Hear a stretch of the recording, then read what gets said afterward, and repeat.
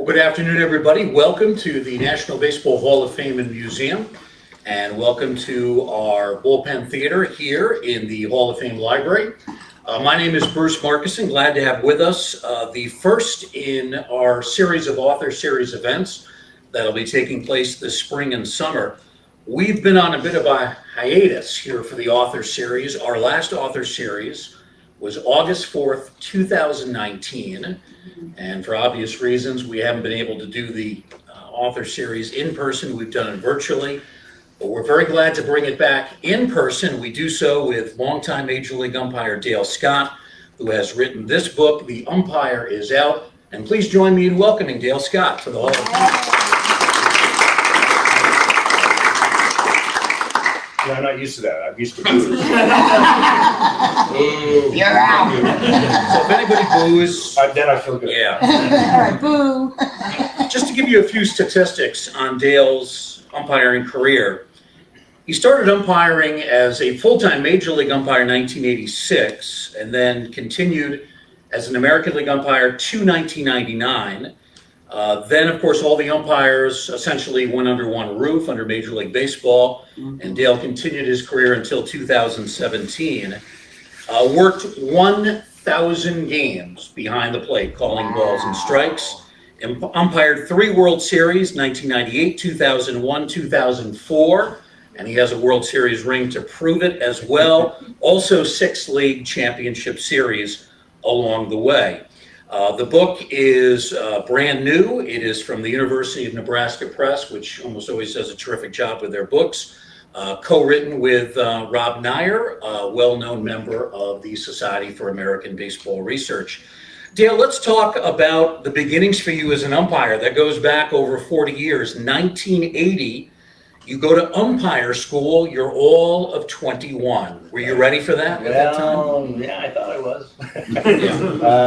Yeah. I was excited about it. I almost went the year before, but I was excited to go to Umpire School. I grew up in Eugene, Oregon, and a friend of mine there had suggested that I go. He had gone a few years earlier and didn't get a job out of it, but he said it's just an unbelievable experience, and I loved umpiring. I really thought I'll go there, I'll learn so much about it, I'll come back to Eugene, I'll start working at higher level games, going to college and that.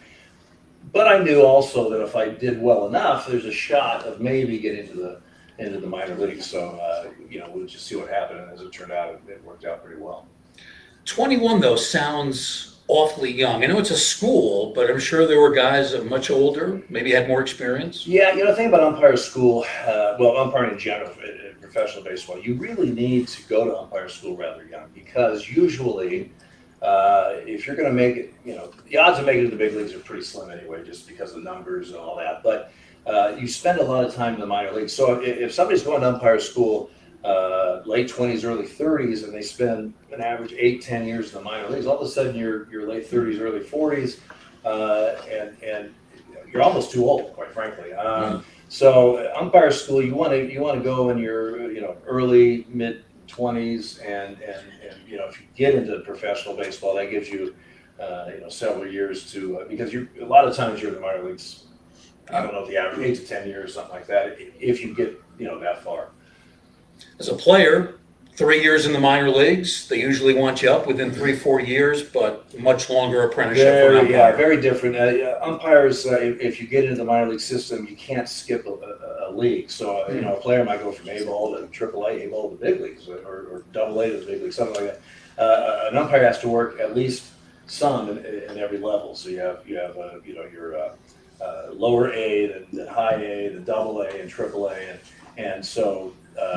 It's just the process is just by nature it's going to be slower. Yeah. Your first game was when you were still a fill-in umpire. You, I guess, were called up for maybe umpires who were on vacation or injured, needed some sort of a break. It was August 19th, 1985. You're a fill-in umpire, Royals Tigers. What do you remember? I remember I was nervous. It was a makeup game. The two teams were rained out earlier in the year. Both teams were coming. It was a Monday, coming in to play one game and leaving. And the umpire crew, Jim Evans' crew, was assigned that, and that was an off day for them that they had to do this game. Nick Bremigan was on that crew. He was off on his time off. We get so many weeks off during the year. And instead of him coming off that just for the one game in Kansas City and then joining the crew in Oakland, originally that's what they're going to do. They said, well, just bring Scotty up. I was in Omaha and go up and work one game. You're just going to work the bases, just one game, and that's it. So I just brought my base stuff. I was a little nervous. I was excited. Which base were you on? They gave me third base because they wanted me to make sure I was not there for very much action. I had 2 calls that night, and so but they must have been really good. But I'll never forget. We're in the locker room, and Jim Evans, who great guy, great umpire, very dry sense of humor. And he said, so you're nervous? I said, no, Jim, I'm not nervous. I was, but I was going to admit that. And as I put on this T-shirt that I was going to have underneath my uniform shirt, well, I put it on backwards. And Jim goes, so you're not nervous, huh? You always wear your shirt backwards? Well, of course, Jim. I set the trend. And of course, I put it back on. So maybe I'm a little nervous, yeah. So, but the funny thing was after we did the ground rules and everything, and I run out to third base, and at that time Kauffman Stadium there in Kansas City, which is absolutely just gorgeous stadium, still is. I'm kind of looking around trying to figure out how the heck this happened, right?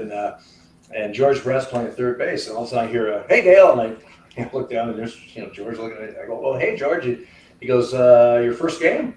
And I looked down like I had a wet spot. I was like, how can you tell? Well, I just haven't seen you before. And he goes, welcome to the American League. And I said, oh, thanks. One of my 2 calls, I called him out on a check swing. So that wasn't fun for him. But yeah, I was very excited, and it ended up going 10 innings, and I was just thrilled to be there. It was one of those things that I wasn't under contract or anything. So I thought, you know what, I worked a game in the big leagues. If it never happens, at least I can say, you know what, I have worked in the big leagues, and that one game did it. But luckily, I got a job out of it. Were you surprised Brett knew your name? Yes, and I was. Well, when the managers came out, Sparky and Hauser, they came out with the lineup saying, "Hey, Dale," and I'm thinking, man, they know my name. Well, of course they know my name. It's on the dugout wall. But at the time, I thought, man, this is big time stuff. They know my name. And then I figured out, I guess it wasn't that tough. 2 great managers, Sparky Anderson, of course, a Hall of Famer. Dick Hauser might very well have made it, but tragically developed brain cancer at a relatively young age and ended his career, and then shortly thereafter his life. I can't imagine you got to know Dick that well because he did die not that long after, but you had some incidents with Sparky over the years? I met Sparky a little bit more intimate. He was the first manager I ejected. I was hired the next year in 1986, and we were in Toronto. And Sparky, was old school manager, and like a lot of them, when you're a new umpire, they want to kind of test you a little bit, see what you're made of. We had a day getaway game at the old exhibition stadium in Toronto, and they weren't real happy with my strike zone. Lance Parrish was catching, he was holding pitches a little bit. And finally, Sparky goes out to talk to the pitcher. Which the only talking he wanted to do was with me, and I knew him. So I march out there, and he said, where are those pitches? And I said, Sparky, we're not going to talk about pitches. And he said, the heck we aren't. And he was on. And so I ejected him, and he was right in my face, and we were going at it pretty good, and boom, boom, boom, boom, and he finally, my partners kind of get him away. And I was working with Larry McCoy, and as Sparky went away, Larry just real kind of discreetly tried to give me, he had a handkerchief. Yeah. I said, here, and I go, what? He goes, wipe your face. He sprayed all over you. I had tobacco juice sprayed all over my shirt. That's gross. I didn't even realize he was doing it at the time. You're just kind of discussing things. Did he realize he was doing it? Well, I don't, I probably, yeah. Probably, yeah. So I write it up in the report and everything. And well, I don't know, 5 days later, something, Marty Springstead, who was our boss, supervisor of umpires, he called me. I was in Oakland. He said, Scotty, I just wanted to let you know, Dr. Bobby Brown, the league president of the American League, he's not going to fine Sparky for spraying you with tobacco juice. I said, why is that? He goes, well, the teams get the umpire reports also, and the Tigers said, well, Sparky quit chewing. Well, he didn't quit that inning. He must have started right back up. Either that or his saliva. He needs to see a doctor because it's not, it's very brown. Yeah. Unfortunately, that's that's kind of how it works a little Sure. bit. But you'll live and learn a little bit, Yeah. and that was Sparky and I. Sparky was very entertaining in his dealings with the media. Had a little bit of Casey Stengel. He sometimes talked in circles, sometimes gave you double talk. When he argued, was he a bit more direct? Oh yeah, he was direct. There was no circles to be had there. Yeah. It was he was making it quite clear what he thought of me and my strike zone. But the thing is, like him and like a lot of managers, again, they test you as a young umpire, and I think I passed the test, meaning I didn't back down. I didn't. It didn't affect me. When it was all over that he really. I mean, we had our arguments after that, but that was the only time he really just ate my lunch, and I think like Dave Phillips, who was my crew chief at the time in that game, and it's like he said, you did well with Sparky, because if you had shown any signs of you getting intimidated or something, he would be all over you the rest of your career. Yeah. So that was I'm glad that happened, even though I didn't like the tobacco juice. For those who haven't read the book, one of the major themes is Dale's sexual orientation. It's not the only theme, but it's certainly one of the prominent themes. Talk about what it was like in the 1980s. Obviously very different from today in 2022. Would there have been any way that an umpire could have come out in the early 1980s and do you think kept his job long term, or was that simply an impossibility? Well, I don't know if it was impossible, but I certainly felt it was improbable. The thing is, Bruce, my first game in the Northwest League, my first professional baseball game in June of 1981, was literally 2 weeks after this first mysterious cancer was affecting men in San Francisco and New York. They weren't sure what it was. As it turns out, it was the start of the AIDS epidemic. And so I was very concerned about baseball finding out about my sexuality, because I thought it would obviously, I'd never get promoted. I'd never make it to the big leagues, let alone a double A. But now, with that happening too, I was concerned that there wouldn't even be umpires that would want to work with me. I mean, there was a lot of fear when AIDS first started, because they didn't know how to spread. They weren't sure what it was all about. And there would be guys that just wouldn't, in the minor leagues, you have a hotel room together, you're driving long distances, after games together, you're working, you have a locker room. I was concerned that not only would I not be promoted, I wouldn't even have a partner, because no one would want to work. So I actively tried to hide my sexuality. At home, in my baseball life, at home, it wasn't like I was a closeted man, but I certainly was in my baseball life, and I was for many years. The AIDS pandemic actually began in the United States in 1981, and I lived through the 1980s.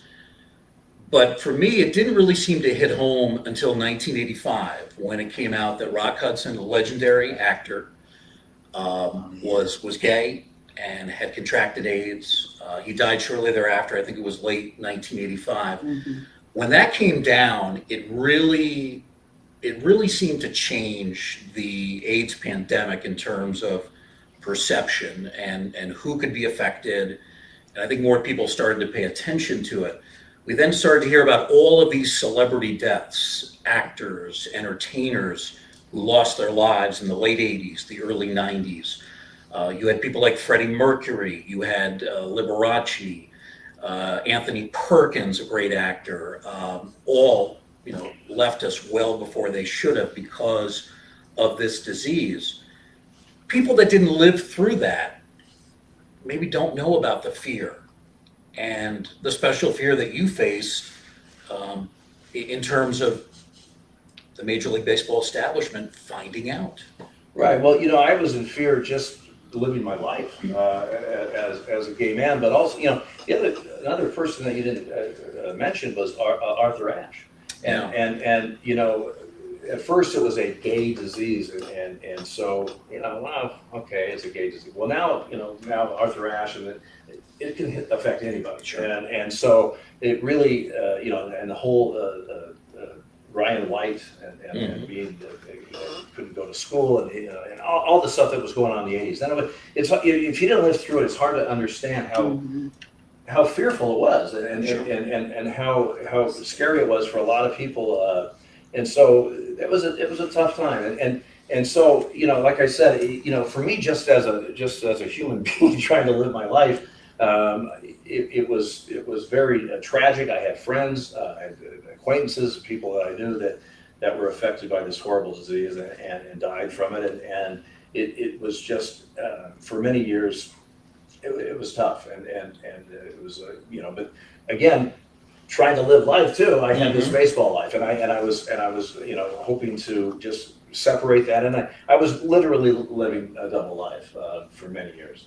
When do you think some people in baseball started to realize your situation and maybe started to suspect? Well, I thought I was one heck of an actor and no one knew, but apparently that's not the case.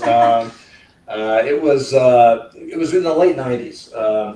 In spring training, there's a little place in Phoenix, in Tempe, called Frank's Friendly Tavern. Umpires used to go there all the time. I remember one night there's some umpires there and stuff, and I just happened to be sitting with Darryl Cousins, the American League umpire.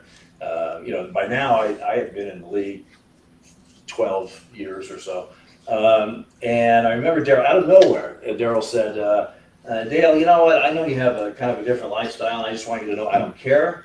I would walk on the field with you any day. You're a great umpire, and you're a great human, and I just want you to know that. Well, immediately my defenses go up because that's what I've been doing for years, so I didn't really confirm or deny. I just said, well, thanks, Darryl, I appreciate that. I just really inside I'm going, oh man, I guess I'm not that great an actor. So he was the first person that said anything. First one, and Rick Reed, another American League umpire, right around that same time, it was kind of the same type of thing, just out of nowhere. I don't think they coordinated, but it was guys that had known me a long time, that I'd worked with, that I think were trying to let me know that, hey, it's okay.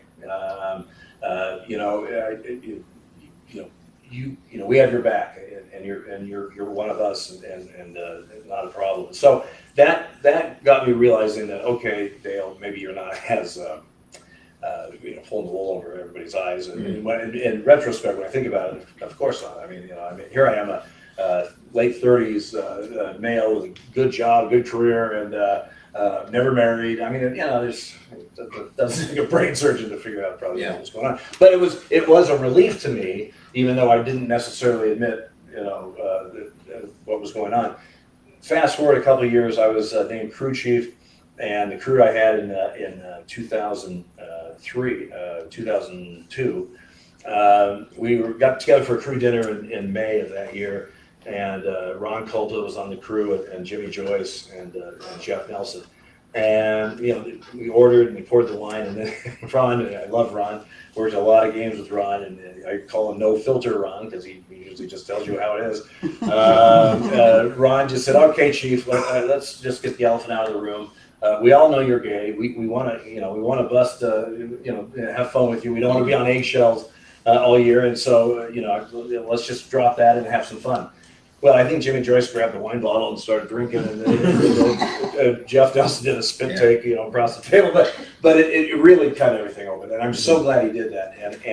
And from that day forward, it was a different. I was a different person. I was more open. I didn't come out until 2014 publicly, but the major league staff, all the umpires, they all knew by the early 2000s. The people I worked for at that time, Park Avenue, the people that signed my checks, they knew what was going on. So when I came out, it was news to the teams, it was news to the media, it was news to fans, but it wasn't news to the people that I worked with every day. Did anybody in baseball give you a difficult time? No, in fact, of course, I was an established umpire by 2014. I mean, I think it was my 28th year or something. Excuse me, and I had World Series. I've been a crew chief. I've been assigned. So obviously the league had no issues with anything. But I came out in December, so baseball was a few months away, and I didn't know how the reaction would be with players or fans.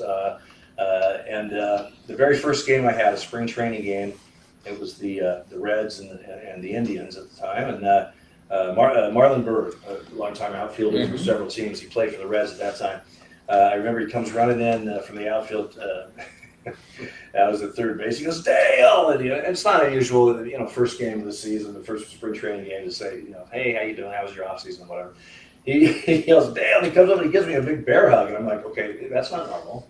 That's not how you usually greet an umpire. Right. But as he was doing that, he said, I'm so proud of you. You're free, man. You're free. It really felt I did unexpected. And it really felt good. That same game, Joe Rivado was done with his day around the fifth inning, and as he was going to his clubhouse, he made sure to stop by where I was standing and shook my hand and said, congratulations.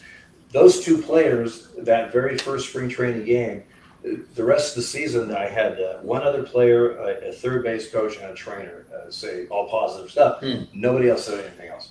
And I told people in interviews when I came out in December, I said, I have a feeling when games start being played again that it's going to be business as usual. I have a feeling that they're going to be much more concerned that I get pitches and plays right than what I do when the game's over. And that's basically the way it was. But you never knew. I didn't know how it was going to be. So, it's been a very positive experience for me. What was it about 2014 that made you feel comfortable coming out publicly?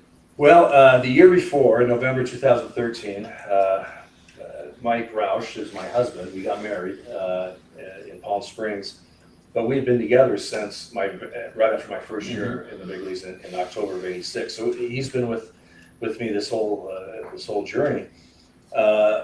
So we had gotten married in 2013, and then in September of 2014, Referee Magazine had written an article about my career and did a great job with it, and talked and interviewed some people I went to high school with and people I worked radio with and stuff. And so when it was it was a very good article, but I thought, the guy that's been with me this whole time, the guy that I'm married to, it's not even mentioned, and it just didn't seem fair. Plus, the gay marriage thing was happening, and I just felt, here I am married, a lot of people, a lot of blood, sweat, and tears to make this happen, and it seems hypocritical for me to keep playing this charade. Frankly, I was kind of tired of it. So I sent in. They wanted some photos for the article, and I sent in a photo of Mike and I on a trip to Australia when we were working the Diamondbacks and the Dodgers were playing. And I said, Dale Scott with longtime companion Michael Roush. And I thought, that'll open up, crickets. Referee Magazine is a you can't get on the newsstand. It wasn't online. It's a very closed viewership or readership or whatever. But there was one major college football official who's gay that saw that. He got a hold of outsports.com. They contacted me and they said, I don't know if you know, but you've come out. I said, I do. And they want to do an interview. It was right before the playoffs. And I said, listen, I'll do the interview. You've got me. Let's wait till the World Series is over, which they did. Interviewed me. They put it up online on December 2nd, 2014. And he told me, he said, it'll be up the Tuesday after Thanksgiving. I said, okay, great. I didn't think much of it because of the referee thing, nothing happened, right? I was in Portland. I woke up, I picked up my phone. It was about 9 o'clock in the morning, and it had blown up. I mean, text messages and phone calls, and I'm going, what is going? Oh, that's right. And I threw it on the TV, and it was at ESPN. It was on CNN. Oh my God. It blew up, and I was getting calls for interviews, all the major networks, everything. It was a whirlwind for about a day and a half. But I was, good, because I got to that point that I thought, if somebody has a problem with me being gay, I think it's their problem. It's really not mine. Right. And so I was happy with who I was and my life, and I'm just glad. I'll be honest with you, Bruce, I didn't realize how big the significance of it was in my position in baseball. You didn't think it'd be that big a story? Well, no, I didn't. To be honest with you, and it was a bit. Now it died out pretty quickly, but it was a big story. But the response I got, the emails I got, the messages I got from all over the world were so positive and really, not that I was second guessing my thought of doing this, but it just reconfirmed that I did the right thing, and I opened this up for a lot of people. When you umpire for as long as you have, you get a chance to work some memorable games. We mentioned the 3 World Series, several no-hitters along the way, also some controversial games. I want to talk to you about May 2016, 6 years ago. It's the game in which Jose Bautista and Rougned Odor became involved in a brawl. It went on for several minutes. You were part of that umpiring crew. Yeah. What do you remember from that Pier Sixer? Well, you have to remember that all started the playoffs of Right. 2015, Game 5 of the divisional series, Rangers at Toronto, and I had to play that game. And if somebody had told me when I was about to walk out to work Game 5 of this divisional series, oh, by the way, Dale, you're going to have a play you've never seen before. You're going to have a protested game. You're going to have several bench clearings. You're going to have 2 ejections, and you're going to have a bunch of stuff thrown at you by the fans. I might have said, I'm good. I'm going to retire.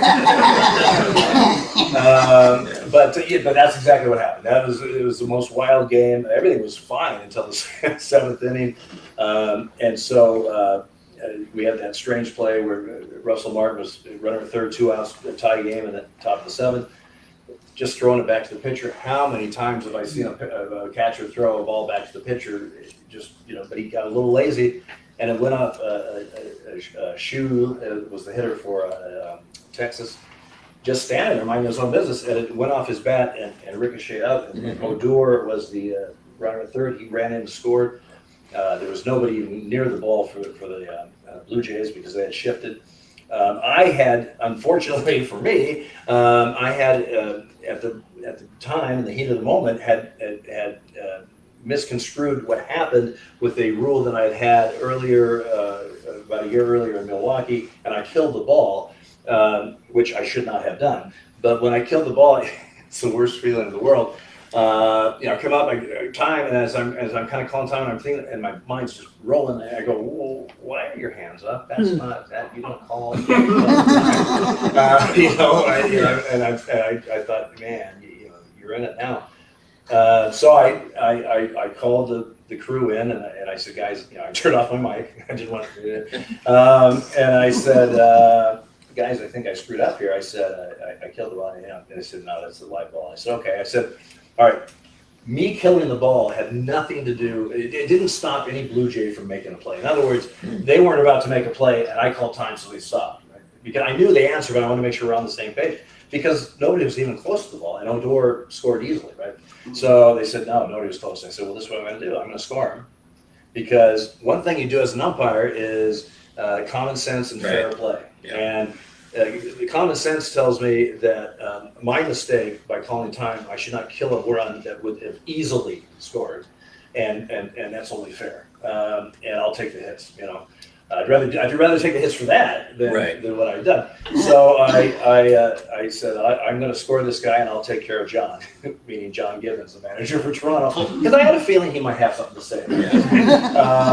And so that's what I did. I scored the run, and here comes John. What? And I'd had John a long time. I get along with John. I've rejected John, but he's we have a decent professional relationship. So he said, you called time. You called. I said, yes, I did. And I said, and that was a mistake. But I said my calling time had nothing to do with preventing you guys from making a play. And he goes, well, it was the interference. I go, no, it wasn't interference. Well, it was something. It's got to be something. And so then he said, after we get back and forth, and of course the place is going crazy, and I'm realizing that I'm talking to John. I'm something on the side of my, it's a battery, and there's something going on. Okay, this is fun. So finally, we, he said, well, I want to protest. I said, okay, what are you protesting? All of it. I protest all of it. Well, I said, John, you got to protest. You can't just protest all of it. He said, I protest that you called time. I said, all right. I said, now we have a procedure with replay. You have to get on the headsets. You got to make sure that the rule. There's a whole procedure you have to go through. All of this took forever. I mean, it was about a 20-minute stoppage of the game, because part of that was clearing debris off the field. But I finally said, the protest is lodged. We got to get going. I said, and he kept saying, I said, John, it's simple. This is what we're doing. Now, do you want to get ejected or do you want to stay? Oh, I don't want to get ejected. I said, okay, well then go sit down because we're going now. We can't, it's over with. Yeah. You've done everything you can. So we went. So the next year, then Batista comes up the bottom of the seventh. They scored a couple runs. Now it's tied, and he hits a mammoth home run and does the bat flip, and the country of Canada explodes, and Toronto explodes, and Sky Dome or Rogers Center explodes. Let me ask you about the bat flip. If Yes. you as an umpire think it's a bit extreme, do you say something to the player? No, You don't? no, because it's funny, Bruce. When sometimes when a ball's hit, you go, "Oh, I don't think it's going to make it," and it kind of does. Or what. On that one, I was like, "Oh, I think he hit Edmonton." I mean, he just but I was watching, and then I saw at the corner of my eye, and I saw the flip, and I said, "Man, this will be interesting," because it's just one of those rules, the unwritten rules. You don't do that or whatever. So it's you put it in the back of your head and you move on. And of course, the Rangers took exception, and then we had another bench clear and all this stuff. But you don't say anything. They're going to say it for you, basically. And I've had it when they've thrown the bat or something, it's almost hit the catcher or me. Then I say something. Mm-hmm. Just knock it off. But so that happened in 2015. The next year, we get our schedule, and I see they only play twice, once in Toronto, and then once in Texas. And they played in Toronto a couple, early May or late April. We weren't there, and then we had the series in Texas in mid-May, and that's the last time they play all year. So I said, "Well, boys, strap it on. This could be interesting." And I said, maybe they'll duke it out in Toronto before, and they'll be out of their system. Well, no, there was church up in Toronto. So now we have that series. In the first game, nothing happens. Now the second game, nothing happens. Now we're in the third and final game of the year of those two teams. I'm at first base, and fifth inning, sixth inning, seventh, nothing's happening. We're just waiting. They're running out of time. Well, it worked out perfect for Texas because Batista led off the top of the eighth, so nobody on, and sure as heck, boom, they pluck him. And so immediately Danny Isonia at the plate, he puts out warnings, and Batista's at first base, and he's hopping mad, and so then he's at first, and there's like a fly ball or something. So okay, one out. Maybe we can get through this. Maybe that's the worst case, right? Not so lucky. A ground ball, double play, and he went hard into second illegally. Took out Odor. Odor's throw. He was called for interference, but his throw was flying. And I'm kind of watching the ball because I'm at first, and so I just don't get hit or whatever. Now, as I follow the ball, out the corner of my eye, I see the Ranger dugout guys jumping over the fence and everything. And I go, well, I think the ball's fine. I think we have something going on over here. And it was quite a brawl. I've had a lot of baseball brawls are they hug each other in do-si-do, and nothing much really happens. And a guy screams a lot, but he gets really aggravated once he's held back. But this was not the case. And there was only one other brawl I had back in '93 that it was the same type of thing where there was some punches thrown. And that one that Odor put on Batista was, I got to give Batista credit. He didn't go down. He hit him good. We ended up ejecting, I don't know, 4 or 6 guys that game. The one I had in '93, we ejected like 8 or 10. Wow. I mean, it was a big to do. Let's talk about some of the managers that you've had to deal with over the time. Was there any one or two guys in particular that really were hard on you and the other members of your crew as far as arguing, being sticklers about the rules, maybe nitpickers about the rules? Any one or two managers that you had along the way that you almost dreaded having to deal with? One or two? We're going to limit to 1 or 2? For time purposes, yeah. Well, baseball, umpiring baseball, it's also a game of personalities. There may be a manager that I get along with, and a couple guys in the crew absolutely do not, or vice versa. Yeah. One manager that I just just didn't seem to see eye with Aceto Gas. Great teams in Toronto, you know, back-to-back World Series champions. But if I said it was Tuesday, he'd say it's Wednesday. I mean, we just never seemed to be on the right page. I think I was ejected a couple times, but we just were constantly having issues. He even threatened me one time in Texas. See, it was the same old marching out to the pitcher, not talking to the pitcher at all, waiting for me. And so here I come, and you know, where are those pitches? No, I eject him, and he goes, "I am so sick and tired of this." He goes, "After the game, meet me outside of the stadium. We'll settle this one." Really? Wow. I said, Dr. Bobby Brown, I said, Dr. Brown's going to be real happy that you're threatening his umpires. And he said, blankety blank, Dr. Brown. I go, oh, he'll be happy with that too. Right in the report. That surprises me because he's always been known as kind of a mild-mannered guy. You would think. Yeah. Yeah. Well, that's just it, though. Sometimes there's certain guys where, you know, Tom Kelly was ejected 5 times his whole career. That's nothing. I mean, for a manager for that long. Now, of course, I got him one of those times. I mean, you never know where a guy that usually is rather, you know, mild-mannered, but there are certain umpires that it just, you know, there's a friction there. Tony La Russa, who I have utmost respect for, but man, when he puts on a uniform, he is a different person. Yeah. You see him off the field, nice guy, great, nice conversation. When he puts the uniform on, it is a different thing. And you know, I've ejected him I think 3 times, and he used to have some pretty good go at us. But then he'll do stuff like that. Like I ejected him in Atlanta, and I got a relief pitcher, and I got Jim Evans. I got the hat trick. It was a really fun night. And the next day I have third base, and I run out, and we're about to get the game going, and they've got the third base dugout. And I kept hearing, damn. And finally I look over, and Tony had come all the way to the outfield end of the dugout, up on the stairs to get my attention. And once I looked over, he just gave me a salute, like, really? It's a new day. Nice. You know? Yeah, and just showed respect. He would the last game of the World Series in 2000, in this World Series year, 2004. You got swept by the Red Sox. It was in St. Louis, the old Busch Stadium. We were done, and as umpires, you know, you get done with the World Series, and no controversy. So we were so happy, and so our locker room was, you know, right behind home plate. We go down to this little area, and then we take a left, and that's our locker room.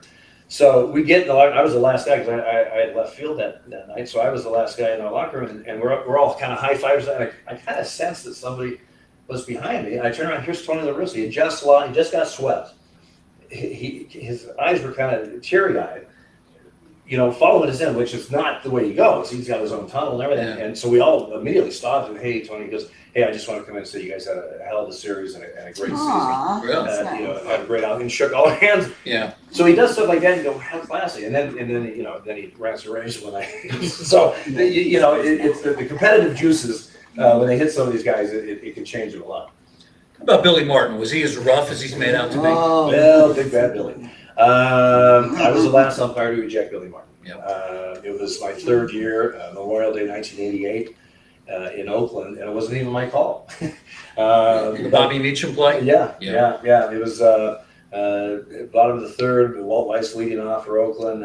It was a question of Bobby Meacham at second base if he caught the ball or not. Yep. Meacham thought he caught it. He didn't even look for a call. He just started throwing around the horn. Rick Reed had second base. He had called no catch. From first base, I'll be honest with you, I couldn't tell one or the other. It was that close. I got what Rick has because I don't see anything different. But of course, well, you know, even if we were wrong, if he had just seen the safe call, he could have thrown Weiss out easily, you know. But he didn't even look. So here comes Billy out of the first base dugout, and he runs by me. He runs by. He goes, "You saw him catch it." I go, "No, Billy. He trapped it. I don't think he really heard me." But he runs out. He's yelling at Rick, and I'm just minding my own business. I'm standing over on the side. Richie Garcia is the plate umpire, the crew chief. He comes up, and they're arguing stuff, and I'm just standing. All of a sudden, Billy goes around Richie. He goes, "You saw him catch it." And I said, "No, Billy, he trapped it." He said, "You're full of." Yeah. And you can't say that. So I ejected him, and he went off, and he's trying to kick dirt on me. and he's kicking, and the dirt was still, I watered it down to keep the dust down, Oh, and he God. can't get any dirt going. And so, and it's just frustrating the heck out of him. And he really wanted to kick some dirt on me. So he reaches down, he scoops up a bunch of dirt, and he just throws it right on my chest. And so, we were going at it pretty good. He was suspended 3 days. He came back and managed, and then a few weeks later, George fired him. He was never ejected from when I did it until he was fired, and that was it. He never managed again. So I was the last guy to eject him. He was fiery. Billy was very, very fiery. But I didn't have that much. Yeah, I don't think I'd ever seen before that a manager actually throw dirt. Kicking dirt was somewhat common, but throwing dirt? Well, he wanted to have dirt. Yeah. And so by God, he was going to figure out a way to do that. Billy was bad. That's not very. You're right. Kicking dirt is much more common, but that he figured it. This was the best way to do it. Yeah, it takes more effort to One throw. of the best kicking dirt episodes I had was Lou Piniella. Oh yeah. I ejected him when he was with Seattle. It was the first time he was ejected in the Kingdom after he got the Seattle job, and it was over pitches, and he came out and he was holding his hat, and his veins are coming out, and he's red, and he's kicking and just burying the plate with the dirt, right? And and the whole time he's just and so Dave Phillips, my crew chief, comes down, and there's a great video. Dave's like this, and I'm holding the helmet and my mask, and just like this. We're not saying a word, and he's just going, and now he's starting to tire out. It's been about 15, 16 kicks, and he's sweating in the veins, and finally he kind of stops. I go, "Hey, Lou, you missed a spot." Why you? He started kicking some more, so I kind of come on there a little bit, but yeah, that was one of the more humorous ones I had with Lou. Were there any managers that you really became good friends with? Well, good friends is it's just naturally it's a tough Conflict of interest. Yeah, right. People ask, well, you go out with players or out for a beer or something. Well, it's like the judge taking out the defendant. It's a little awkward the next day. But there were managers that you got along with, and you may have arguments. You may even have ejections. You got to remember, ejections are part of the game. I mean, sometimes they're there to protect their players. Sometimes they're there to fire up their team. Sometimes they're there because they're really mad. Yeah. It's just part of. We don't have penalties, so that's just kind of part of the game. But certainly there were managers that they had some respect. Well, Tom Kelly was one of them, and Tom was just he was really fair with umpires in general. I mean, he could get ejected, not often. He would argue, but he was very fair. Believe it or not, Lou Piniella I got along with pretty well. I mean, Lou was not a whiner. He wouldn't sit in the dugout and just whine all game. Umpires makes us insane because they don't really say or do anything to get ejected. They just, where's that been? It's just like, well, shut up. And it really, so Lou didn't really do that. Lou just would be Lou, and then he would just blow up and go crazy. And so, that was okay. I could deal with that. There was other managers. Mike Socha is another one who we had our run-ins, and Mike was one of those dangerous managers. And when I say dangerous, he thought he was really competent on the rules. Well, he's competent on parts of rules, and that's dangerous because he goes, well, this is the rule. I go, well, that's the rule unless there's blah blah blah. And it's like you're kind of right, but it's not what's happening here. Yeah. But throughout the years, just because I had so many games, with a lot of these guys, and that you just you kind of develop a mutual respect for them. They have a job to do. We have a job to do. Sometimes that conflicts, and it can be volatile at times. Yeah. But Terry Collins was another one that I've ejected a few times. But we also had a respect. I think part of that was because I had a demand. Yeah, they're willing to put it aside and Yeah. We have a couple of minutes remaining with Dale Scott. We are then going to move out into the atrium of the library. You can purchase copies of the book in our bookstore and have Dale sign it, personalize it. But first, though, does anybody have questions for Dale? Want to take a couple questions from the audience, if anybody has one? Yes, sir. You sense a reticence among present ball players or umpires to come out. It does not seem to be any prevalence. No, have there been gay ball players? Absolutely. Who are they? I have no idea. It's a very closed fraternity, closed club. Frankly, I thought by now maybe there would be somebody, and there will be. I don't know if it'll be somebody that maybe is out in the minor leagues and makes it to the big leagues, or if it's somebody that's in the big leagues and then comes out. Football and basketball and soccer, hockey, they've all had players that have. So it'll happen, but I don't see any. I do know there's been some gay umpires in the minor leagues, but none that I know of have made it to the big league. Only 2 players in the majors have ever come out. The late Glenn Burke, who really became a tragic story because he did develop AIDS. And then there's Bill Bean, who works in the Major League Football office, and he wrote the foreword for this book. So I imagine you know him pretty well. Right, and I had Billy as a player when he first came up with Detroit. Then he was in the National League, and I didn't see him. Of course, we had no idea about each other. And in fact, Commissioner Seelig hired him in early 2014, and it was late that year that I came out. But I really praise baseball for being proactive in that, and being, as far as I know, the first major sport to actually hire somebody in that capacity. At that time, it was called ambassador of inclusion. And basically, I do know Billy well, and he's a good friend. But he said major leagues, minor leagues, not just players, front office, groundskeepers, whatever, anybody involved in the game, just to let everyone know that, hey, it's a resource here. You can be confidential if you want to talk to me, or if you don't want to talk to me, I have information to give you, or whatever. But to let people know, baseball is inclusion. They mean it, with baseball, and I applaud baseball for doing that. It's very proactive. Good to hear.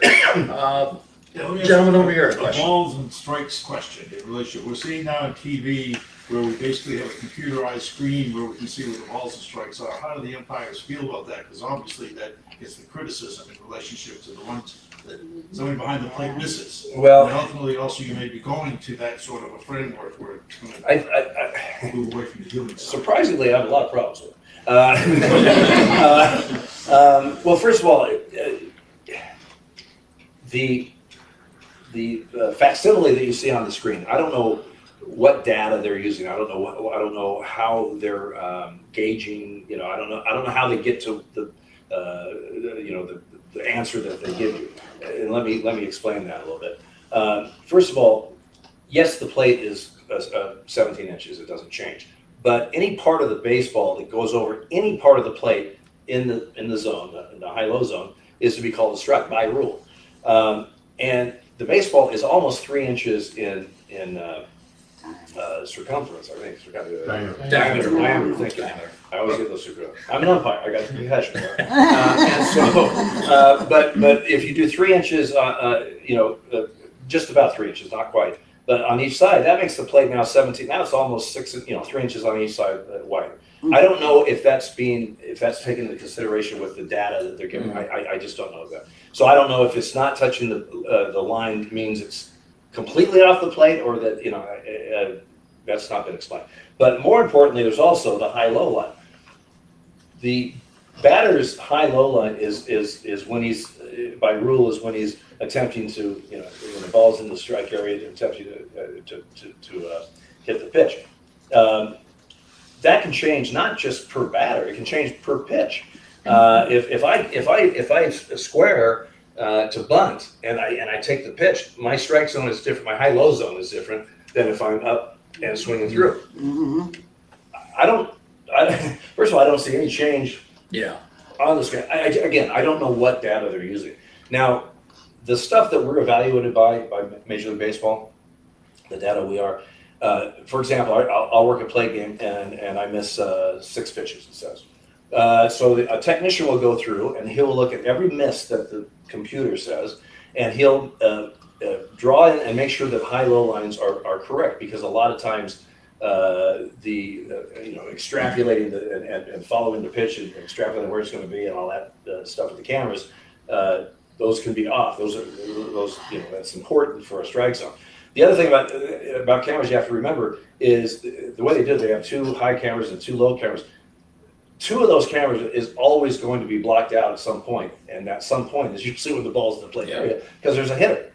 So it extrapolates where the ball would have been. So again, that's just fancy words, but I'm just not sure where they're getting their data that you see on the screen. The other thing that's frustrating as an umpire is if a pitch comes in and it's just off the outside corner, let's say, of the line, and the umpire comes through, oh my God, that's way outside. Really? I mean, more time. Sometimes it's not way outside. It might be, if that data is all correct, it might be a quarter of an inch, or something on a 92, 94 mile fastball with a little movement to it. I don't think the guy just, blew up a house or something. That's a close pitch, right? But again, people have, that's their reality. When they see that, that's their reality. And so regardless of how that data is compiled, regardless how, if it's calibrated and all the stuff that goes into something like that, that's what the viewer sees, and that's reality. And so I think it's a little unfair. I don't think, I wish they just didn't have it on every pitch. If there's a pitch they want to look at, maybe put it on in the replay and talk about it. I do remember, I don't know if they still do it. I remember when I was working in a TBS, of all the national broadcasts, TBS always used to say, that pitch looks a little outside by the facsimile of the strike zone that we have. So they're saying it's not exact. This is a guide to kind of what the zone is. But of course, people don't hear that. They just see what they see. So, automated strike zone, I think it's probably coming. I think, be careful what you ask for. I hate the idea. Most fans I've talked to hate the idea too. Well, and there's people want the game officiated perfectly, and as an official, as an umpire, we never want to miss pitches and plays. I mean, our goal is not to miss pitches and plays. Does it happen? Yes. But, it's a game played by humans that they want either humans or machines to officiate perfectly. And I'm not sure if that combination works. I always tell people, what happens if the bases are loaded, 1 out, and it's a double play ground ball right to the short? I mean, they're going to get out of this inning big time, and it goes through his legs. Do we say, well, after further review, he usually makes that play, so we're going to give him 2 outs? We don't do that, right? I mean, there was an error, and it's unfortunate, and it's part of the game. Yes. But obviously, sometimes our misses are more glaring than others, or situational than others. I think replay does help us take care of those obvious mistakes. But with pitches, I don't know. I'm just be careful what you ask for. Dale, this has been very enlightening. Thank you. Yes, Appreciate thank you. it. The book is The Umpire Is Out by Dale Scott. If you'd like to get a copy of the book or just maybe ask Dale a question without doing so in front of the audience, you can do that right out in the atrium of the library.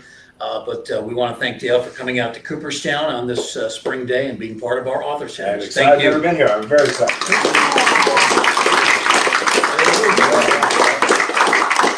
So folks, please join us out in the atrium. Love to have you there. Yeah, I thought